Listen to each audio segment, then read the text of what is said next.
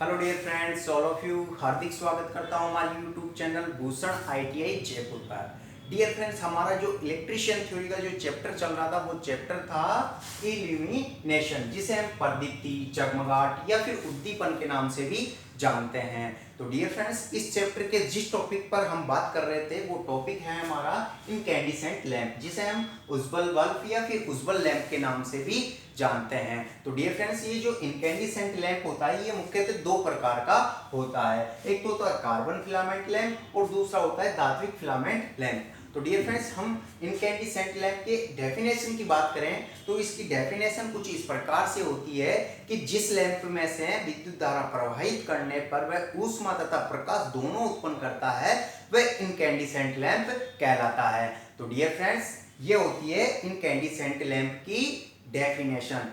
अब हम बात करते हैं इसके प्रकार की, यानी इसके जो दो प्रकार हैं, कार्बन फिलामेंट लैंप और एक होता है धात्विक फिलामेंट लैंप। अगर इन दोनों में अंतर की बात करें हम, तो इन दोनों में अंतर ये होता है कि इसमें जो कार्बन फिलामेंट लैंप के अंदर जो फिलामेंट जिसे हम तंतु भी कहते हैं वो उपयोग किया जाता है, वो कार्बन का उपयोग किया जाता है। वो कार्बन जो होता है वो एक अर्धचालक धातु है। और डियर फ्रेंड्स, ये दूसरा प्रकार है इसका धात्विक फिलामेंट लैंप। तो इसमें जो धात्विक फिलामेंट लैंप है इसमें जो फिलामेंट उपयोग किया जाता है वह धातु का यानी टंगस्टन धातु का उपयोग किया जाता है। तो डियर फ्रेंड्स, ये तो हुई इन दोनों के अंतर की बात। अब बात करते हैं हम कि आज हम कौन सा टॉपिक पर बात करेंगे। तो आज हम जिस टॉपिक पर बात करेंगे वो है इनकैंडिसेंट लैंप का दूसरा प्रकार धात्विक फिलामेंट लैंप। और इसके जो पहला प्रकार है उस पहले प्रकार यानी कार्बन फिलामेंट लैंप, इस लैंप के बारे में हम इससे पिछले वाले वीडियो में जानकारी प्राप्त कर चुके हैं। तो बात करते हैं हम धात्विक फिलामेंट लैंप की। तो डियर फ्रेंड्स, ये जो धात्विक फिलामेंट लैंप होता है यानी मेटलिक फिलामेंट लैंप, ये मुख्यतः दो प्रकार का होता है। एक तो होता है निर्वात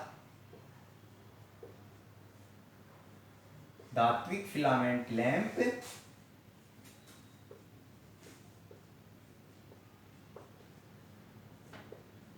धात्विक फिलामेंट लैंप, और जो दूसरा प्रकार होता है वो होता है गैस धात्विक फिलामेंट लैंप। तो डियर फ्रेंड्स, ये होते हैं इसके दो प्रकार। तो हम बात करते हैं इसके पहले प्रकार की यानी जो धात्विक निर्वात धात्विक फिलामेंट है इसके बारे में। तो इसके बारे में हम जानकारी प्राप्त करने वाले हैं आज की। इसकी संरचना किस प्रकार की होती है, इसमें कौन कौन से भाग होते हैं और भागों का क्या क्या कार्य होता है, इसके बारे में हम जानकारी प्राप्त करने वाले हैं। और साथ ही इसका उपयोग कहाँ किया जाता है और इसकी विशेषताएं क्या क्या होती है और उसके एडवांटेज व डिसएडवांटेज के बारे में भी हम बात करेंगे। तो डियर फ्रेंड्स, बात करते हैं हम निर्वात धात्विक फिलामेंट लैंप यानी वैक्यूम मेटलिक फिलामेंट लैंप के बारे में। तो डियर फ्रेंड्स, जो वैक्यूम मेटलिक फिलामेंट लैंप होता है इसकी संरचना कुछ इस प्रकार की होती है, यानी एक कांच का बल्ब होता है और बल्ब के अंदर होता है एक टंगस्टन एलिमेंट, और इस टंगस्टन एलिमेंट को सहारा देने के लिए यानी सपोर्ट देने के लिए एक कांच का बना स्टैंप, जिसे हम स्तंभ भी कहते हैं, वो लगा होता है। और इसके साथ ही लगे होते हैं कुछ धात्विक वायर, जिसे जो उनका भी कार्य होता है कि इनको सपोर्ट देने का ही कार्य होता है, और उन धात्विक वायरों को हम कहते हैं सपोर्ट वायर। और डियर फ्रेंड्स, ये जो कांच का स्तंभ होता है इसमें एक छिद्र भी बना होता है। ये छिद्र इसलिए बनाया जाता है ताकि हम इसको निर्वात करने के बाद इसको निर्वात कर सकें बल्ब को, और निर्वात करने के बाद क्या होता है हम इसको ऊष्मा प्रक्रिया के द्वारा बंद कर देते हैं। तो ये जो होल होता है इस होल को हम कहते हैं ब्लो आउट होल। ये फ्रेंड्स, ये तो हुई इसके अंदर की संरचना की बात। और इसमें कुछ और भाग हैं, जैसे ये दो आपको दिख रहे होंगी, ये दो लीड है होती है, ये कॉपर की बनी होती है, और इनका जो कांटेक्ट होता है वो डायरेक्ट यहाँ पे कैप में लगे दो कांटेक्ट पॉइंटों से होता है। और ये जो कांटेक्ट पॉइंट के माध्यम से हम इस फिलामेंट को सप्लाई देते हैं। तो डियर फ्रेंड्स, ये तो इसकी आंतरिक संरचना की बात। और एक लगा होता है इसके ऊपर कैप, कैप में लगी होती है दो पिनें, ताकि इसको हम होल्डर के अंदर आसानी से फिट कर सकें। और इस कैप के अंदर दो कॉन्टेक्ट जो पॉइंट होते हैं, इनके चारों ओर कुछ इंसुलेटेड मटेरियल भरा जाता है, और जो इंसुलेटेड मटेरियल होता है वो होता है विट्राइट इंसुलेटेड मटेरियल। तो इस प्रकार से इसकी संरचना होती है। अब बात करते हैं डियर फ्रेंड्स इसकी वर्किंग प्रोसेस की। तो इसकी वर्किंग प्रोसेस कुछ इस प्रकार से होती है कि जैसे ही हम इस लैंप को होल्डर में लगाकर और सप्लाई देंगे, यानी सप्लाई प्रोवाइड करवाएंगे हीटिंग एलिमेंट को, तो ये इसके उच्च प्रतिरोध के कारण ये गर्म होगा, और गर्म होने के साथ साथ क्या करेगा, ये ऊष्मा तथा प्रकाश भी उत्पन्न करने लगेगा, जो क्या होता है, जो कार्बन फिलामेंट लैंप की अपेक्षा अधिक प्रकाश होता है। तो डियर फ्रेंड्स ये तो हुई इसकी वर्किंग प्रोसेस। अब इसका जो गलनांक बिंदु होता है टंगस्टन फिलामेंट का, वो गलनांक बिंदु की अगर हम बात करें, गलनांक बिंदु, तो इसका जो गलनांक बिंदु होता है वो होता है 0.0051, और इसकी ये ताप गुणांक होता है, क्या होता है, ताप गुणांक का मान होता है, और इसका जो गलनांक बिंदु होता है, गलनांक बिंदु होता है वो होता है 3400 डिग्री सेंटीग्रेड। लेकिन इसका जो कार्यकारी तापमान होता है टंगस्टन फिलामेंट का, कार्यकारी तापमान, कौन सा, कार्यकारी तापमान, जिसे वर्किंग टेम्परेचर भी हम कहते हैं, वो होता है इसका 2000 डिग्री सेंटीग्रेड। और वो इतना इसलिए रखा जाता है 2000 डिग्री सेंटीग्रेड कि ये जो टंगस्टन का फिलामेंट होता है ये 2000 डिग्री सेंटीग्रेड के बाद क्या होता है, ये वाष्पीकृत होने लगता है,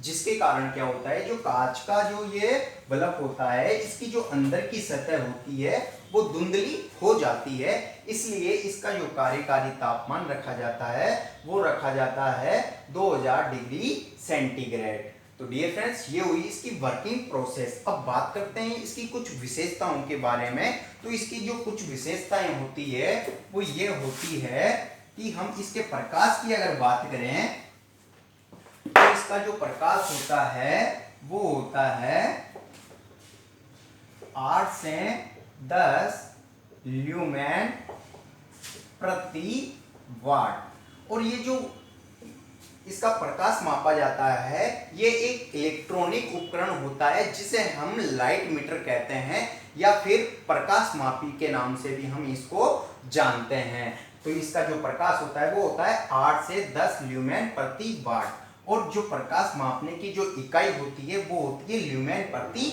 वाट। अब बात करते हैं इसके कार्यकारी आयु की, यानी ये कितने दिन तक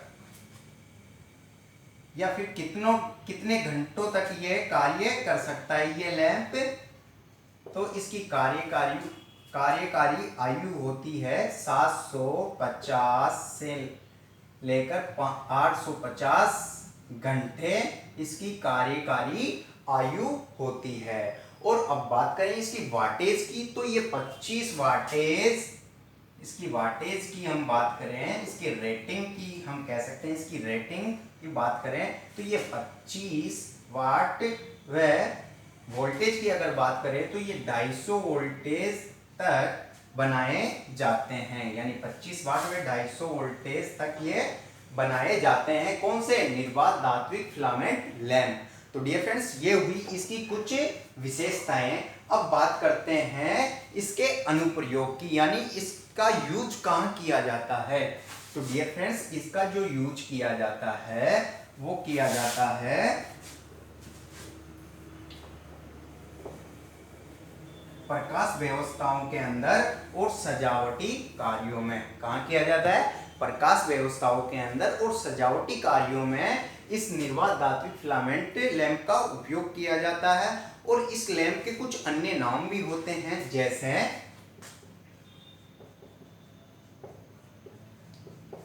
पिग्मी लैंप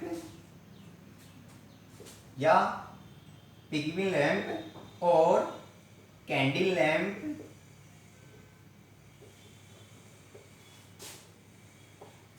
या नाइट लैंप भी हम इसको कह सकते हैं। तो डियर फ्रेंड्स, इसके कुछ ये अन्य नाम होते हैं, pygmy lamp, candle lamp, night lamp. तो डियर फ्रेंड्स, ये हुआ इसका यूज कि यूज कहाँ किया जाता है, प्रकाश व्यवस्थाओं में व सजावटी कार्यों के अंदर। और इसके कुछ नाम होते हैं अन्य, वो होते हैं pygmy lamp, candle lamp, night lamp. अब बात करते हैं इसके एडवांटेज की। तो डियर फ्रेंड्स, इसके जो एडवांटेज हैं वो कुछ इस प्रकार हैं कि इसका जो उपयोग होता है वो छोटे जो क्षेत्र वाले स्थान होते हैं उनके लिए बहुत ही उत्तम होता है। और ये जो लैंप होते हैं वो सप्लाई प्रोवाइड कराने पर तुरंत ही ऑन हो जाते हैं। और इनकी जो लागत होती है वो भी कम होती है, यानी ये लैंप सस्ते होते हैं। तो डियर फ्रेंड्स, ये तो बात हुई निर्वात धात्विक फिलामेंट लैंप यानी वैक्यूम मेटलिक फिलामेंट लैंपों की। अब हम बात करते हैं गैस धात्विक फिलामेंट लैंपों की।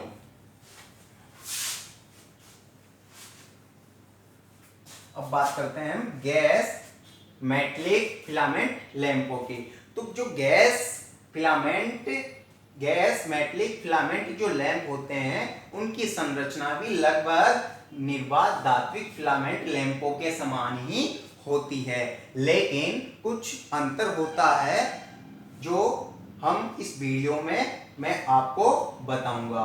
तो डियर फ्रेंड्स, जो कुछ अंतर होता है वो ये अंतर होता है कि ये जो निर्वात बल्ब होता है, कांच का निर्वात बल्ब होता है, इस निर्वात बल्ब में हम निर्वात के स्थान पे क्या कर देते हैं, इसमें एक निष्क्रिय गैस भर दी जाती है। कौन सी गैस? निष्क्रिय गैस भर दी जाती है। जैसे निष्क्रिय गैस कौन सी होती है? आर्गन या फिर नाइट्रोजन या फिर इन दोनों गैसों का मिश्रण भी इसमें भर दिया जाता है। और दूसरा अंतर यह होता है कि ये जो आप देख रहे हो टंगस्टन फिलामेंट, इस फिलामेंट के तार की लंबाई बढ़ा दी जाती है। किस लैंप में? गैस मेटलिक फिलामेंट लैंप के अंदर इस टंगस्टन फिलामेंट की लंबाई बढ़ा दी जाती है। तो डियर फ्रेंड्स, कांच का जो बल्ब होता है उसका जो आकार होता है वो तो सीमित होता है। अब क्या करेंगे, इसकी जो लंबाई बढ़ाएंगे टंगस्टन फिलामेंट की, वो इस प्रकार से बढ़ाई जाती है कि जो ये होता है स्प्रिंग के रूप में, ये अपना फिलामेंट होता है टंगस्टन का। तो हम क्या करते हैं, इसकी लंबाई बढ़ाने के लिए इसकी आकृति में चेंज कर देते हैं। और वो चेंज इस प्रकार से करते हैं कि जो ये स्प्रिंग वाला जो वायर होता है उसको हम स्प्रिंग वायर को और स्प्रिंग के रूप में बना देते हैं और इस कनेक्टिंग लीड से कनेक्ट कर देते हैं सप्लाई के लिए। इस प्रकार से इसकी आकृति हमने बना देते हैं इसकी लंबाई बढ़ाने के लिए। तो डियर फ्रेंड्स, ये तो हुई इसकी संरचना की बात, यानी गैस मेटलिक फिलामेंट लैंप के संरचना की बात। अब बात करते हैं इसकी वर्किंग प्रोसेस की। तो इसकी जो वर्किंग प्रोसेस होती है वो सेम निर्वात धात्विक फिलामेंट के समान ही होती है, लेकिन क्या होता है, जो हम गैस निष्क्रिय गैस उपयोग कर रहे हैं इसका लाभ ये होता है कि इसका जो कार्यकारी तापमान होता है, कौन सा?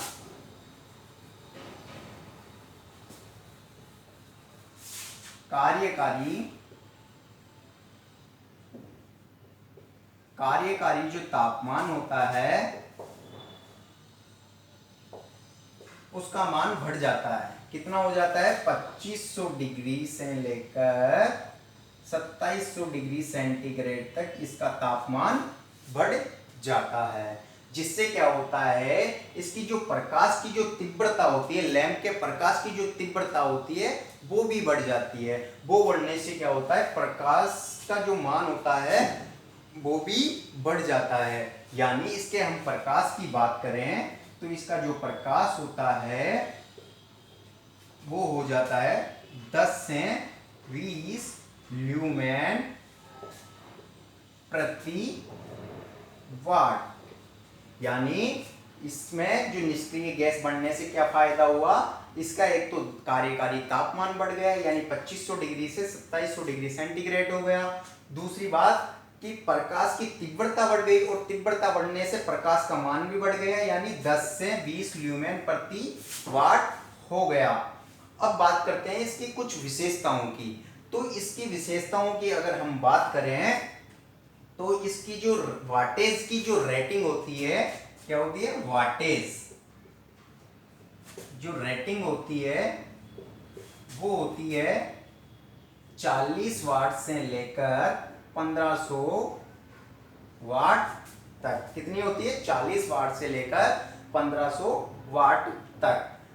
और जो 200 वाटेज तक के लैंप होते हैं, तक के जो लैंप होते हैं, उन लैंपों के अंदर क्या होता है, ये जो कैप लिया जाता है वो इसी प्रकार का कैप लिया जाता है, और इस कैप का जो नाम होता है वो होता है वायोनेट कैप।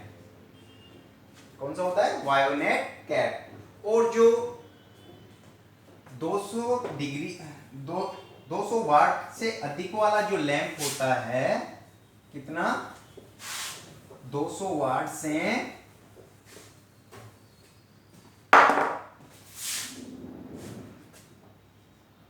200 वाट से अधिक वाला जो लैंप होता है, उस लैंप में कौन सा कैप प्रयोग किया जाता है, गोलियर, यहां लिख देता हूं मैं, गोलियर एडिशन स्क्रू कैप उपयोग किया जाता है। कौन से लैंपों में, जिनकी वाटेज 200 वाटेज से अधिक होती है, उन लैंपों में गोलियर एडिशन स्क्रू कैप उपयोग किया जाता है। हम बात करें इनकी संरचनाओं की, तो ये जो कैप होता है, वायोनेट कैप होल्डर, उसकी जो संरचना होती है वो कुछ इस प्रकार से होती है। ये दो कांटेक्ट पॉइंट होते हैं, और ये पिनें लगी होती है, और ये होते हैं इसके संयोजक तार। और जो गोलियर एडिशन स्क्रू कैप होता है उसमें क्या होता है, ये जो कांटेक्ट पॉइंट होता है वो एक ही होता है, और एक जो कांटेक्ट पॉइंट होता है वो इस कैप से ही कनेक्ट कर दिया जाता है, यानी ये चूड़ियां बनी होती है।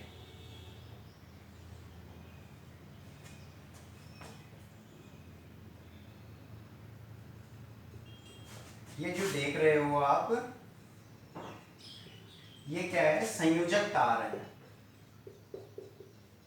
क्या है, संयोजक तार, जो क्या करते हैं कि जो फिलामेंट होता है उससे कनेक्ट होते हैं, और इसमें तो ये दोनों कांटेक्ट पॉइंट से सीधे जुड़े हुए रहते हैं और डायरेक्ट फिलामेंट से जुड़ जाते हैं। और इसमें एक जो वायर होता है वो जुड़ा होता है इसके कैप से, और एक वायर को सीधे इस कैप के अंदर से फिलामेंट से कनेक्ट किया जाता है। तो इसमें जो ये एक वायर होता है ये फेस से कनेक्ट होता है, और ये जो कैप होता है ये कैप न्यूट्रल वायर से कनेक्ट होता है, और ये यहाँ पे ये लगा दिया जाता है टंगस्टन फिलामेंट। इस प्रकार से ये जुड़े होते हैं, ये होते हैं इसके कांटेक्ट पॉइंट। इस प्रकार से इन दोनों कैपों की संरचना होती है। तो डियर फ्रेंड्स, ये तो हुई इसके कैप की संरचना। अब बात करते हैं इसके एडवांटेज की। तो इसके जो एडवांटेज हैं वो ये हैं कि इसका जो प्रकाश होता है वो अधिक होता है, और ये जैसे ही इसको तुरंत सप्लाई प्रोवाइड करवाते हैं और ये तुरंत ऑन हो जाता है।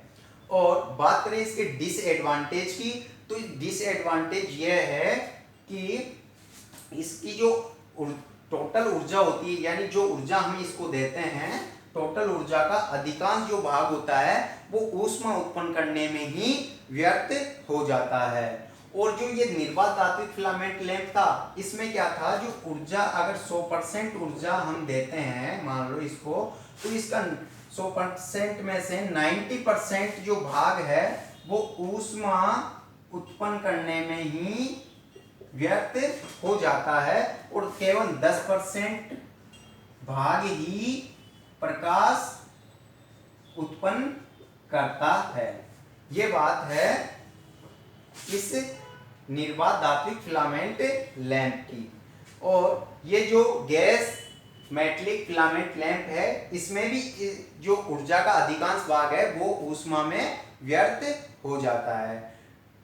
तो डियर फ्रेंड्स, इस प्रकार से आज हमने धात्विक फिलामेंट लैंप के बारे में जानकारी प्राप्त की, और इसके कितने प्रकार है इसके बारे में, और इसकी संरचना किस, इन दोनों लैंपों की संरचना किस प्रकार की होती है, और दोनों में क्या अंतर होता है, और इसके एडवांटेज डिसएडवांटेज इनके बारे में भी हमने जानकारी प्राप्त की। तो डियर फ्रेंड्स, वीडियो अच्छा लगा हो तो इसे लाइक व शेयर जरूर करें।